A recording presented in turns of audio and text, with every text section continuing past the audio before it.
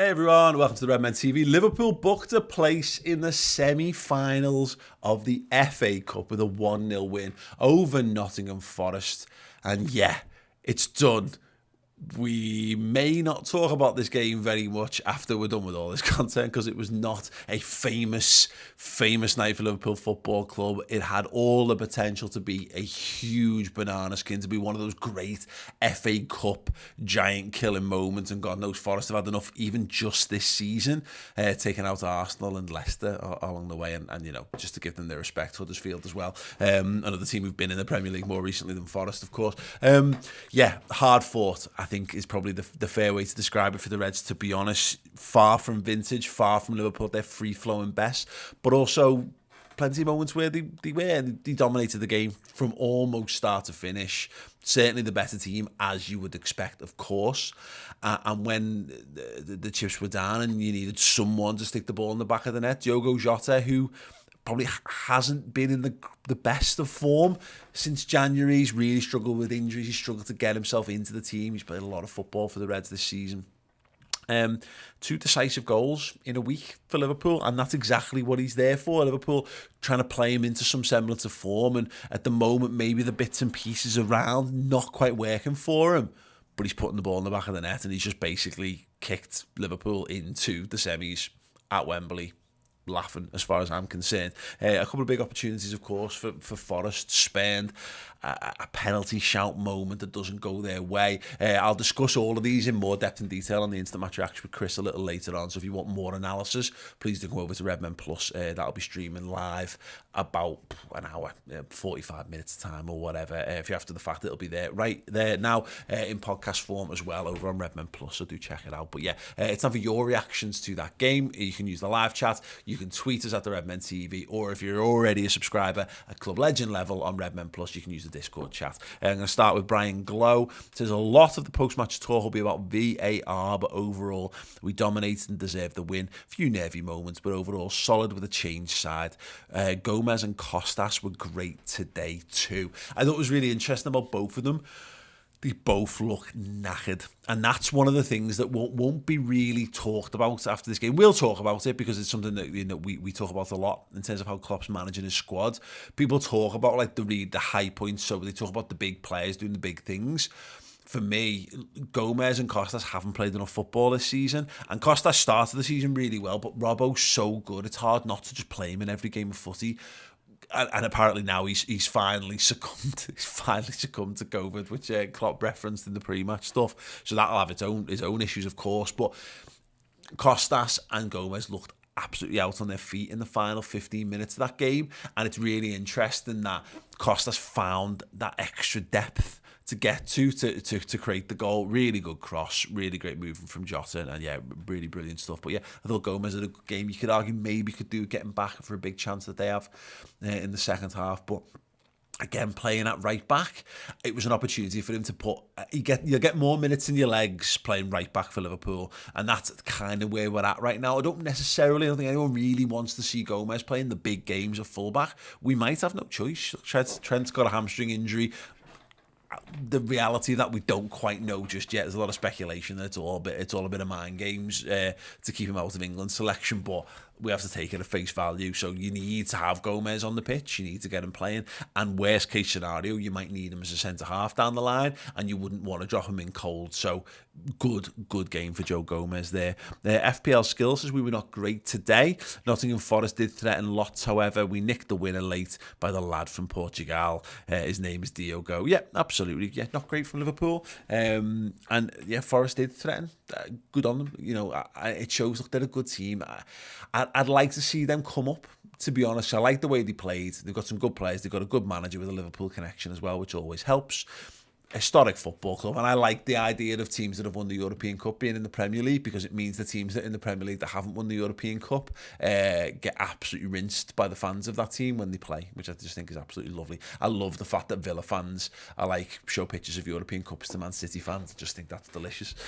So yeah, there is that. Andy App, hard fought win, but defo the better team. Going to make the most of the break now, because I get the feeling when we come back, it'll be 10 weeks of stress, tension and hair loss.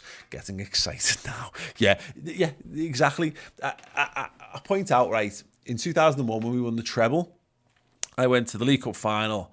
I went to the FA Cup final. I didn't go the UEFA Cup final, but me and Chris watched it at a mate's house, and it was one of the most stressful games of football I've ever watched in my entire life. Liverpool win in extra time with the golden goal, and I was 17, and instead of going out and partying, I went home to bed because I was done. That season absolutely took it out of me. And bear in mind, that's in an era when you didn't necessarily watch every minute of every game of footy because you just couldn't, and I was wiped out by all that. And I would, if Liverpool are gonna do it, it's gonna be one for the ages, but it's gonna be incredibly hard. It's gonna be incredibly tough sledding. Dylan Fletcher with the super chat. Thank you so much, Dylan. Ecstatic that we won and the quadruple is still on, but we're gonna have to play a lot better after the international break against the likes of City. Yes. Absolutely. Aryaman Patanek. I feel like you've been commenting for a very long time and I still haven't nailed that name, but I'm trying. I'm going to try and be better for you. All the talk around quadruple and stuff, the result, the goal, embarrassing, it was offside. Hopefully this result keeps our heads on our shoulders, keep us grounded and look for the next game. We were celebrating against Inter before the second leg. They really got us. We've got to relax with the quadruple shots. I agree with that, by the way. And look, it's 2 weeks to kind of park that now. But I maybe have a shot. Klopp said it best. It's not on because we're still a game away. We're two games of football away from lifting the FA Cup. We are 5 games of football away from lifting the Champions League, and we're 9 games away from the end of the Premier League. And in terms of opponents along the way, we've got to play Man City 3 times in that time as well, twice. Sorry, in that time as well, and potentially more, potentially in the Champions League final as well. So to set it up like the quadruple, to take it seriously is only to set yourself up to be sad when it doesn't come off, and the odds are it won't come off because no one's ever done it before because it's basically impossible. So yeah, I agree with that point. However, I also think that the idea that Liverpool are, I don't think Liverpool have been in great form, but also I don't think Liverpool have been given it. I think this is a different Liverpool, that we played much better football and scored loads more goals at the start of the season. I think we've rotated heavily to allow us, when we get to the business end of the season, to play the really, really, really good lads more often than not. And that's what we're doing for. We're not necessarily rotating so that 22 players can all play the final 5 or 6 games of the season. If Liverpool to get to the final 3 games of the season and be in with the chance of winning the FA Cup, the League and the Premier League, don't be shocked if it's largely the same 11, 12, maybe 13 lads that plays those 3 games. But that's what Liverpool are playing for. So to the point I'm kind of labouring over here is this section of the season was results, not the method in which it was achieved. Right, Dickie Oyred. To be fair, no Trent, Robbo, Hendo and Thiago for only 30-40 minutes. No Salah or Mane. Gomez coming in after not playing regularly, coming back from injury and playing out of position. Costas not playing lately. Yeah, exactly. And look, again, all these things can be countered whenever, if you care to, which is, well, you know, there's minge baggery involved to bother caveating it all. They're a championship team. However, they're a good championship team. They're a championship team that are probably going to end up in the playoffs if they carry on playing like they are and they win games in hand. And they've got good players and they've got a good brand of footy, and fair play to them. We've had this, we've played championship teams or this Division 1 teams or whatever in like finals of cups when Liverpool have been really good. We beat Cardiff, we beat Birmingham in League Cup finals along the way, and we've made hard work of it, and they were all teams that were playing for promotion at the time. So look, whatever. They're a good team, and Liverpool were disjointed. But in the positives, Bobby Firmino has just got through, put a brilliant shift in there, had a really good game and got through the full 90. Diogo Jota is playing his way through sticky form with 2 goals in the last 2 games, despite not being actually at his best or sharpest. Another game, decent run out for Harvey Elliott, seeing him on the right-hand side. I thought he had a good game. Thought Ox was good, thought he would be disappointed to come off, etc. Plenty of positives is what I'm driving at, right? And Dickie O'Red following up, no wonder Liverpool didn't play the best. Forest did well, did play well, no shame in giving them credit. Yeah, absolutely. The Decorators Forum UK, wow. I love games that sounds like an absolute hoot of a forum. Love games like this. This season is getting a bit serious, though. We would need to beat City 3 times if we're going to win the quad. Yeah, absolutely. I mean, if you want to be the best, you got to beat the best. That's what I'd say. And that's the same goes for Man City, by the way, although they can't win the quad. Patrick says, Jota has the touch of a spring, but the finish of a craftsman. Laughing at all the rival fans crying on Twitter about the goal. Quad is still on. Yeah, absolutely. Liam Bento, massive credit to Mate for absolutely predicting this spot on the Umbu. What a horrible watch, but stoked with the result. Yeah, it was going to be this way. That's the thing about it. Nottingham Forest, we talk about heritage. Forest is a massive football club, massive, historic football club, dripping in heritage. And again, it's like a once-in-a-lifetime game for a lot of their fan base in their ground. Big, massive, huge game of important football that meant something. It was always going to be hard graft. Yeah, and Dickie saying again, Forest are a good side with a good manager. They've beaten Prem teams in the cup run. Yeah, exactly. It was there. It was, if any team was gonna slip up there, ours was the bananas. It's the reason why it's the last game, the last televised game, because it's there. All the eyes are on that. Every football fan who wants to watch it can watch it. And Liverpool did the business and left a lot of more people were disappointed that Liverpool won. Outside of Liverpool than people obviously that should be disappointed as Liverpool fans, if that sort of makes sense. I'm not really explaining that very well, whatever. The Red City aren't making the final or the other final. Wow, bold words. Right, let's get over to Twitter. Alex at Alex Numbers. Wow, there's a lot of Alexes in the world. There probably is that many, actually, to be fair. Job done. Performances like that is what wins you trophies up the Reds. Yeah, brilliant. Spot on with that, Alex. Completely agree on that, mate. Again, we've had this in the past where we've been chasing the title, and we say it's title winning form. Title winning form is to go away in a really hostile environment with a team giving their absolute all, dying for it, with and then you just beat them. It's hard sometimes, but you beat them. It's called title winning form. It's just that we're doing it in the cups as well. Steve Plunkett, our good friend and an excellent contributor to a lot of our shows on here and on Redmen Plus.